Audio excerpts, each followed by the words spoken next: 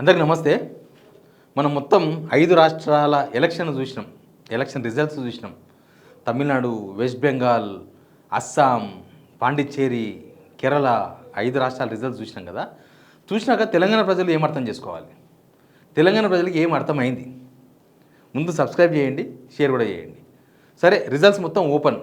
తమిళనాడులో విజయ్ గెలిచిండు, కేరళలో కాంగ్రెస్ గెలిచింది, తర్వాత అస్సాంలో బీజేపీ గెలిచింది, పాండిచేరిలో బీజేపీ గెలిచింది, వెస్ట్ బెంగాల్లో మీరు చూస్తున్నారు. ఇదంతా మనకు ఓపెన్ అయిపోయింది. అంటే దీని ద్వారా ఏమర్థమైందంటే కాంగ్రెస్ ఆల్టర్నేటివ్ అంటే ఎవడు దిక్కు లేకపోతే తప్ప కాంగ్రెస్కు జనం ఓటేయరు. ఎవడు దిక్కు లేకపోతే, వాళ్ళు ప్రతిపక్షంలో ఉన్నా అధికారంలో ఉన్నప్పుడు ఎవరైనా ఆల్టర్నేటివ్ కనిపించారంటే ఇమీడియట్గా అధికారం వాళ్ళ చేతులకు వెళ్ళిపోతుంది. కాంగ్రెస్కి వేయరు మళ్ళీ.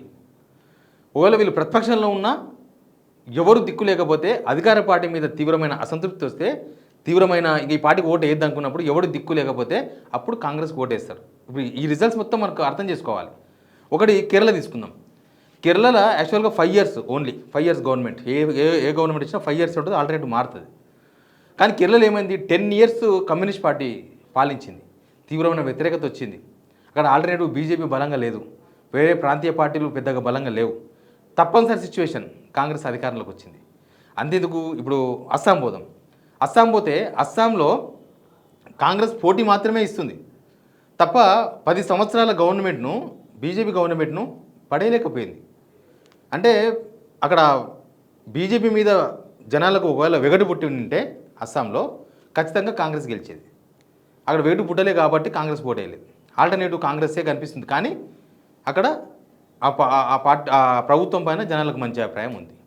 సెంట్రల్లో బీజేపీ ఉంది, ఇక్కడ కూడా బీజేపీ వస్తే బెటర్ అని కూడా అస్సాంలో ఓటేయచ్చు.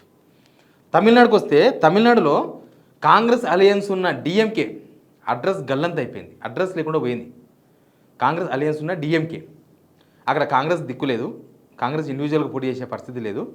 అక్కడ ఆల్టర్నేటివ్ దొరికింది, ఆల్టర్నేటివ్ విజయ్ దొరికిండు, టీవీకే.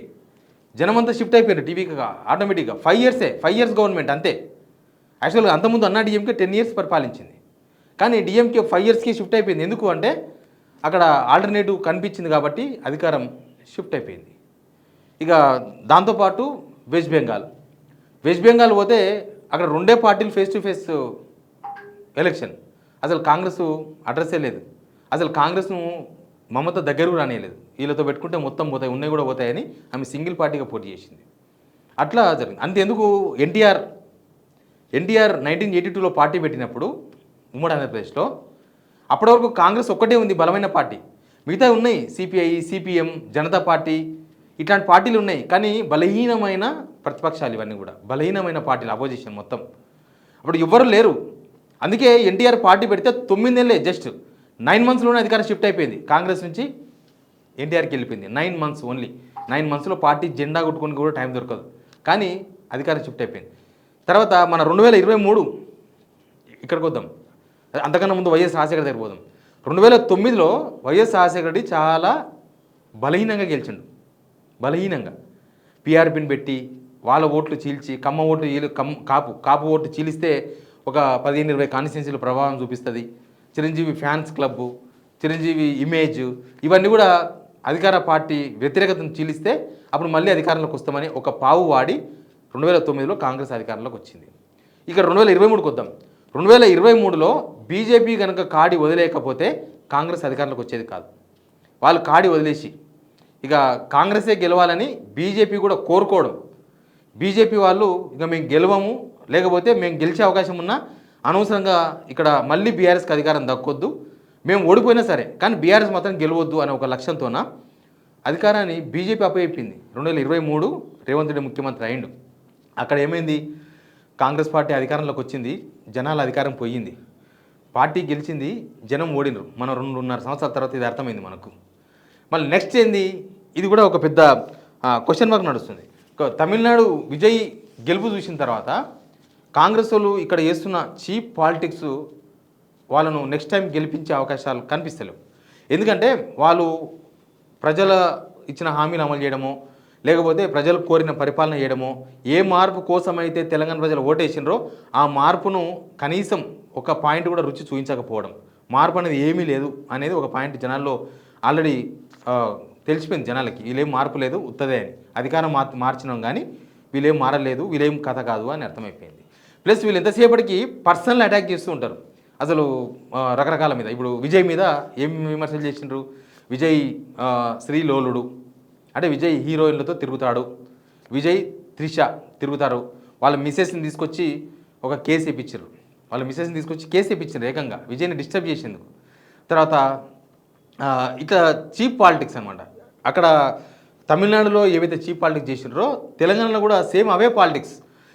రేవంత్ రెడ్డి అనుకుంటాడు చాలా తెలివైన నేను ఒక పార్టీ పెట్టించేసిన, కేసీఆర్ ఇంట్లో ఒక మహిళను తీసుకొచ్చి ఒక పార్టీ పెట్టించేసిన, కాబట్టి ఓట్లు చీలిపోతే మనకే ఓట్లు పడతాయి.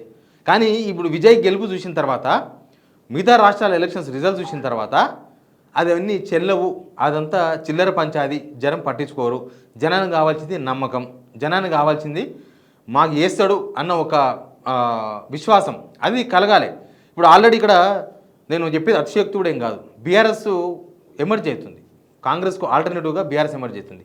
ఏ రాష్ట్రంలోనైనా సరే కాంగ్రెస్కు ఆల్టర్నేటివ్గా ఒక పార్టీ ఎమర్జ్ అయిందంటే కాంగ్రెస్ అధికారం పోతుంది అంతే, దానిలో అర్థమేం లేదు.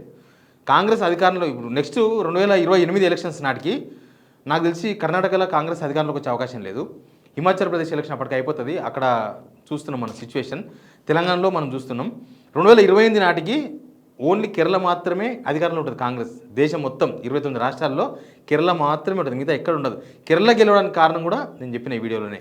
కేరళ గెలవడానికి కారణం ఆల్టర్నేటివ్ వేరే పార్టీ లేదు, ఇంకా అక్కడ బీజేపీ ఎదగలేదు, వేరే ప్రాంతీయ పార్టీలు ఎదగలేదు, ఆల్టర్నేటివ్ కాంగ్రెస్ మాత్రమే కనిపిస్తుంది వాళ్ళకు ఎల్డీఎఫ్ వద్దు అనుకున్నప్పుడు ఖచ్చితంగా యూడీఎఫ్కే ఓటేయాలి. తెలంగాణలో 2.5 years కాంగ్రెస్ గవర్నమెంట్లో వీళ్ళు ఏ పాలసీ తీసుకురాలేదు, ప్రజల కోణంలో ఒక్క పాలసీ కూడా రూపొందించలేదు. ఎంతసేపటికి ఎదుటి మనిషిని డిఫేమ్ చేయడం, ఎదుటి మనిషి మీద ఏదో అబాండాలు వేయడం, దానికోసం ఇన్వెస్టిగేషన్ టీంలో పెట్టి ఇన్వెస్టిగేట్ చేస్తున్నారు. ఎదుటి మనిషి మీద ఎట్లాంటి పెండ వేయాలి, ఎదుటి మనిషి మనం ప్రశ్నలు అడిగే మనుషుల మీద ఎట్లా కేసులు పెట్టాలి, లేకపోతే మనల్ని అడుగుతున్న ప్రతిపక్ష పార్టీలకు సంబంధించిన నాయకులకు హీరోయిన్లకు ఎట్లా లింకులు పెట్టాలి. కానీ ఒకటి మాత్రం అర్థమైంది, ఇవన్నీ ఏమీ పట్టించుకోరు. ఇవన్నీ మీరు సోషల్ మీడియాలో ఎంటర్టైన్మెంట్ చేసుకోవడానికి, సోషల్ మీడియా గ్రూపులు ఒకరు డామినేట్ చేసుకోనికే, లేకపోతే సోషల్ మీడియాలో పేటీఎం బ్యాచ్లకు మాత్రమే పనికొస్తుంది. కానీ జనాలకు ఏం పనికిరాదు, జనాలు అవేం పట్టించుకోరు. వాళ్ళు కరెక్ట్గా ప్రభుత్వాన్ని మార్చే టైం వచ్చినప్పుడు వాళ్ళు ఇవన్నీ లెక్కలు వేసుకుంటూ కూర్చోరు. ఈయన ఎవరితో తిరుగుతున్నాడు, ఈయన ఎవరితో కలిసినాడు, లేకపోతే కాంగ్రెస్ వాళ్ళు ఏం ప్రచారం చేస్తున్నారు, సోషల్ మీడియాలో ఏం ప్రచారం పెట్టినారు, ఇది కాదు పట్టించుకునేది. మాకేం చేస్తాడు, ఎవడు చేస్తారు, మాకు వీళ్ళేం చేయలేదు, చేసేతోడు ఎవడు అని ఆల్టర్నేటివ్ మాత్రమే చూస్తారు తప్ప మిగతా విషయాలను పరిగణలోకి తీసుకుంటారని ఇక్కడ మాత్రం మనకి ఎక్కడ కనబడలేదు. ఇంకా కొత్త పార్టీలు పెట్టినంత మాత్రాన, ఓట్లు చీల్చేందుకే పెట్టిన పార్టీల ద్వారా ఆ ఓట్లు చీలిపోతే మళ్ళీ మేమే అధికారంలోకి వస్తాం, 2030 దాకా మేమే ఉంటాం. కాంగ్రెస్కు ఓటు వేసే ముందు చాలామంది గతంలో మీరు ఇచ్చిన హామీలు గుర్తు చేసుకుంటారు కదా, మీ పాలన కూడా గుర్తు చేసుకుంటారు కదా. కేవలం ఓట్లు చీల్చిపోయినంత మాత్రాన, మీ వ్యతిరేక ఓటు చీలిపోయినంత మాత్రాన అసలు చీలిపోతుంది అనేది ఒక పెద్ద క్వశ్చన్ మార్క్ ఇక్కడ. ఎందుకంటే చిన్న పార్టీలుగానే ఉండిపోయినాయి. ఆల్టర్నేటివ్ కాంగ్రెస్కు ఆల్టర్నేటివ్ పుట్టినప్పుడు అసలు కాంగ్రెస్ను పరిగణలోకి తీసుకోరు జనం. కాంగ్రెస్కు ఆల్టర్నేటివ్ కనిపించినప్పుడు కాంగ్రెస్కు ఎందుకు వెయ్యాలనే ఒక ప్రశ్నను కూడా కనీసం జనం ప్రశ్నించుకోరు. ఎందుకంటే ఇంకా కాంగ్రెస్కు చాలు ఫుల్ స్టాప్ అంతవరకే మాట్లాడుకుంటారు తప్ప కాంగ్రెస్కి ఎందుకు వేయకూడదు, కాంగ్రెస్ 5 సంవత్సరాల్లో ఏం చేసింది, ఇట్లాంటి అంశాల మీద చర్చలు జరుగుతాయి తప్ప కాంగ్రెస్కి ఓటు వేయాలా, కాంగ్రెస్కి ఓటు వేయకూడదా, ఎందుకు వేయాలి, ఎక్కడ జరగలేదు. దేశంలో ప్రతి దగ్గర ఎలక్షన్ జరిగిన దగ్గర కాంగ్రెస్కు ఓటు వేయాలి అని ప్రేమతో ఎక్కడ ఓటు వేసినట్టు కనిపిస్తలేదు. ఆల్టర్నేటివ్ లేకపోతే, ఎవడు దిక్కు లేకపోతే కాంగ్రెస్కి ఓటేయాలి. దిక్కు దొరికినప్పుడు కాంగ్రెస్ని వదిలేస్తారు జనం, మళ్ళీ దిక్కు లేనప్పుడు మళ్ళీ కాంగ్రెస్కి ఓటేస్తారు. కాంగ్రెస్ అట్లా ఉంటుంది, స్టాండ్ బై ఉంటుంది. దిక్కు లేనప్పుడు మేము ఉన్నామని ముందుకు వస్తుంది అంతే అని మనకి 5 states ఎలక్షన్ బట్టి చూస్తే అర్థమైంది. మన తెలంగాణకు వచ్చే వరకు కాంగ్రెస్కు ఆల్టర్నేటివ్గా రాజకీయ శక్తులు ఖచ్చితంగా ఎదుగుతాయి తెలంగాణలో. బీజేపీకి అవకాశం ఉన్నా వాళ్ళు యాక్టివ్గా కనిపిస్తలేరు. కొత్త పార్టీలాగానే కనిపిస్తున్నాయి. బీఆర్ఎస్ కొంత ప్రతిపక్ష పార్టీగా ఎమర్జ్ అవుతుంది, ఆల్టర్నేటివ్ పార్టీగా ఎమర్జ్ అవుతుంది తెలంగాణలో. ఇట్లా నెక్స్ట్ ఎలక్షన్స్లో ఇట్లాంటి రిజల్టే వచ్చే అవకాశం అయితే క్లియర్గా కనిపిస్తుంది. Please subscribe.